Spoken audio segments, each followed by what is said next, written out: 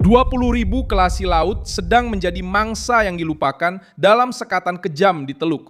Krisis yang melanda Selat Hormuz telah menyebabkan kapal-kapal terhenti, anak kapal keletihan, dan satu laluan penting perdagangan dunia berada dalam keadaan berjaga-jaga. Pada hari Isnin, 27 April 2026, kebuntuan itu telah mencapai tahap kritikal. Kira-kira 20.000 kelasi masih terjejas di rantau Teluk Parsi, sementara kapal-kapal dagang menghadapi ketakutan, kelewatan, risiko serangan, kekurangan pertukaran kru, dan ketidakpastian tentang bila mereka boleh keluar dari situ. Pertubuhan Maritim Antarabangsa menyatakan bahawa selain pekerja pelabuhan dan kru di kawasan luar pesisir, mereka juga terkesan oleh krisis di sekitar Selat Hormuz. Saya akan ceritakan semua itu sebentar lagi, tapi sekarang Anda pasti mahu melanggan saluran ini untuk terus mendapat maklumat terkini, maklumat masa nyata dengan kualiti kewartawanan terbaik yang pernah dilihat dalam standard credibility. Milson Alves. Apa yang sedang berlaku adalah mudah untuk difahami dan sukar untuk mengukur betapa seriusnya. Lelaki dan wanita yang mengangkut minyak, gas, makanan, kargo industri dan produk penting telah terperangkap dalam satu pertikaian yang tidak bermula dengan mereka tetapi menimpa mereka. Mereka adalah pelaut dari pelbagai negara, bekerja di kapal tangki minyak, kapal gas, dan kapal kargo yang dihalang daripada meneruskan perjalanan dengan selamat. Apa yang dahulunya merupakan laluan transit, kini telah menjadi satu koridor. Setiap hari yang terhenti, keletihan fizikal dan emosi semakin meningkat. Setiap kali ada berita tentang pemintasan, periuk api, drone, atau kapal yang dihalakan semula, rasa terbiar dalam kalangan mereka yang berada di laut semakin bertambah. Setiausaha Agong Arsenio Dominguez memberi tumpuan kepada aspek kemanusiaan dalam krisis ini. Kerana di sebalik angka-angka itu terdapat anak kapal yang tiada kawalan terhadap peperangan, tidak dapat menentukan bila mereka boleh pulang ke rumah dan tiada jaminan bahawa langkah seterusnya di laut akan selamat. Selat Hormuz adalah salah satu titik paling sensitif di dunia kerana ia menghubungkan Teluk Parsi ke Laut Arab dan menyokong sebahagian besar aliran tenaga global. Kebiasaannya, kira-kira 1/5 daripada minyak dan gas asli cecair dunia melalui laluan ini. Tetapi kini, pelayaran melalui laluan itu jarang berlaku. Sekatan itu menjadi lebih kuat selepas Amerika Syarikat mula mengalihkan kapal-kapal yang terlibat dalam pengangkutan produk Iran. Menurut Reuters, trafik melalui Selat Hormuz masih jauh di bawah paras biasa. Dalam tempoh 24 jam yang lalu, sekurang-kurangnya 7 kapal telah melintasi laluan itu. Satu jumlah yang kecil berbanding purata sebelumnya, iaitu 140 lintasan harian sebelum perang bermula pada 28 Februari. Siasatan yang sama melaporkan bahawa Komando Pusat Amerika Syarikat telah mengalihkan 37 kapal sejak sekatan terhadap Iran dikenakan pada 13 April. Para pelaut, mereka berada di antara dua tekanan.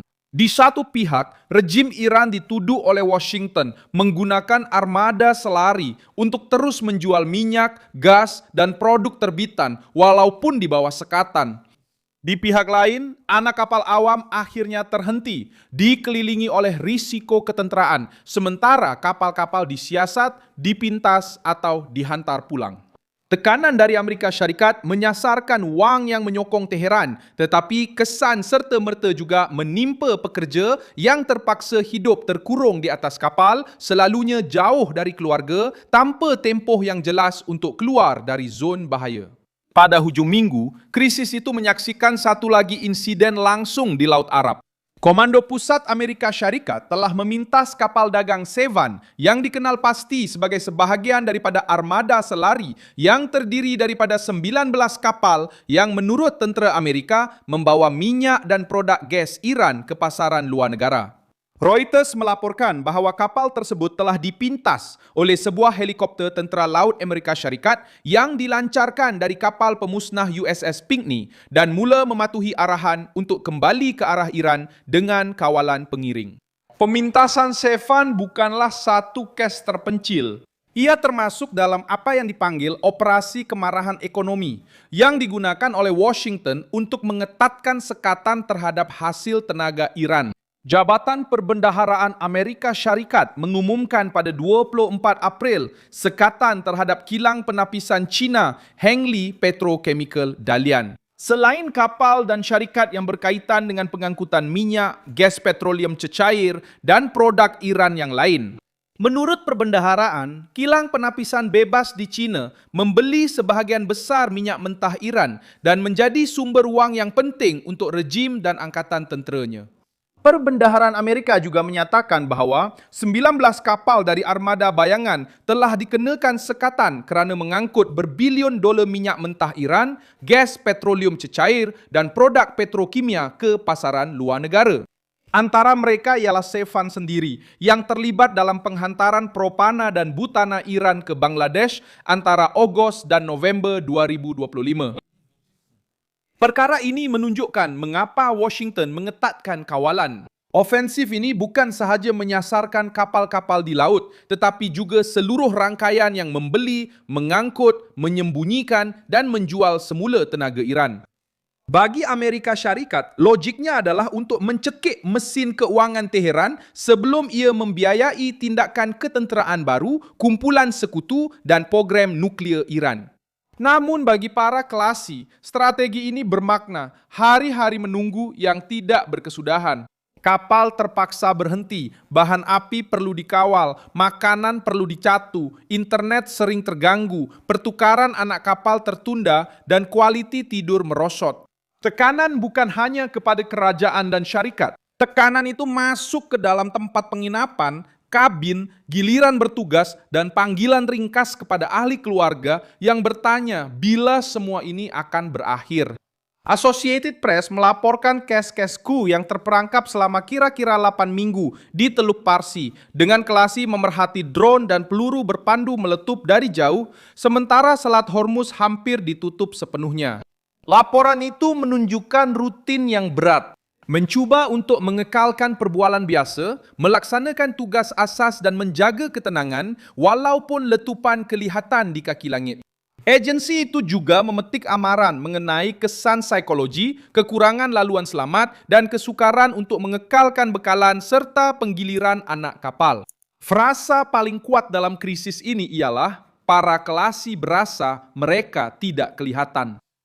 Tidak kelihatan kerana perbincangan awam hanya bercakap tentang sekatan, minyak, perang, blokade, kapal dan kerajaan, tetapi hampir selalu melupakan mereka yang terperangkap di dalam kapal-kapal itu.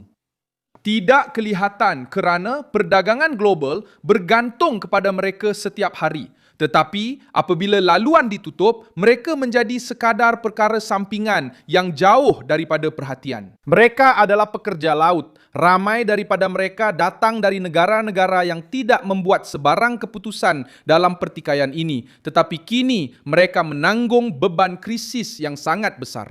Ketakutan terhadap Hormuz bukan sahaja pada risiko serangan secara langsung, tetapi juga pada ketidakpastian. Kapten tidak tahu sama ada dia akan mendapat kebenaran untuk melepasi. Anak kapal tidak tahu sama ada laluan itu terbuka. Syarikat pula tidak pasti sama ada insurans akan melindungi perjalanan seterusnya. Pasaran tidak tahu sama ada minyak akan sampai ke destinasi. Dan keluarga pula tidak tahu bila ahli keluarga mereka akan turun dari kapal. Semua ini membentuk satu tekanan yang senyap tetapi sangat kuat. Sekatan brutal di teluk bukan sahaja menghentikan kapal, ia juga membekukan kehidupan. Keadaan ini turut mengancam masa depan sektor maritim. Jika profesi ini mula dilihat sebagai satu pekerjaan di mana pekerja boleh terperangkap selama berminggu-minggu di zon perang, tanpa perlindungan yang jelas dan tanpa tempoh keluar yang pasti, generasi akan datang mungkin akan menjauhi kerjaya ini. Pertubuhan maritim antarabangsa telah pun menunjukkan kebimbangan terhadap keselamatan dan kebajikan anak kapal, meletakkan faktor kemanusiaan lebih tinggi daripada gangguan perdagangan. Rumah Putih dan Perbendaharaan menganggap ofensif ini sebagai satu cara untuk memotong sumber keuangan rejim Iran. Hujahnya ialah mereka akan menggunakan hasil jualan tenaga untuk menyokong pencerobohan di Timur Tengah dan cita-cita nuklir mereka. Pada ketika ini, operasi kemarahan ekonomi muncul sebagai satu message yang jelas. Kapal demi kapal, syarikat demi syarikat, pembeli demi pembeli, Amerika Syarikat mahu menutup semua saluran keuangan Iran. Iran terus menjadi tumpuan tuduhan kerana cuba mengekalkan rangkaian tenaga mereka berfungsi walaupun di bawah tekanan. Armada bayangan dianggap sebagai elemen utama dalam usaha ini, dengan kapal-kapal yang menukar laluan, menyembunyikan asal-usul kargo, melakukan pemindahan di laut, dan mencari pembeli di Asia. Itulah sebabnya pusingan baru sekatan telah menyasarkan kilang penapisan, syarikat pengangkutan, dan kapal-kapal tertentu. Bagi Washington, tidak cukup sekedar menyekat pelabuhan, seluruh rangkaian perlu dilumpuhkan. Bagi mereka yang berada di atas kapal, setiap tindakan ketenteraan baru menambah perasaan bahawa laut telah menjadi satu perangkap. Krisis Hormuz oleh itu mempunyai wajah yang tidak boleh diabaikan. Ia bukan sahaja wajah Teheran, Washington, atau pasaran tenaga. Ia adalah wajah kelasi yang letih, lelaki dan wanita yang memastikan dunia sentiasa dibekalkan dan kini mengharapkan jalan keluar yang selamat. Mereka tidak mengawal sekatan, tidak merundingkan perjanjian, dan tidak mengetuai kapal pemusnah. Tetapi mereka yang membayar harga secara langsung akibat kebuntuan ini. Akhirnya, perang telah menyebabkan 20.000 kelasi terperangkap atau terjejas di Teluk Parsi kerana sekatan telah menghentikan salah satu laluan paling penting di dunia, sementara anak kapal awam terus berada di tengah-tengah tekanan. Dilupakan, terdedah, dan berharap keselamatan kembali sebelum kos kemanusiaan menjadi lebih besar. Sila tekan butang suka pada video ini, langgan saluran dan di akhir nanti lihat ruangan komen supaya anda lebih terlibat dengan komuniti Milson Alves.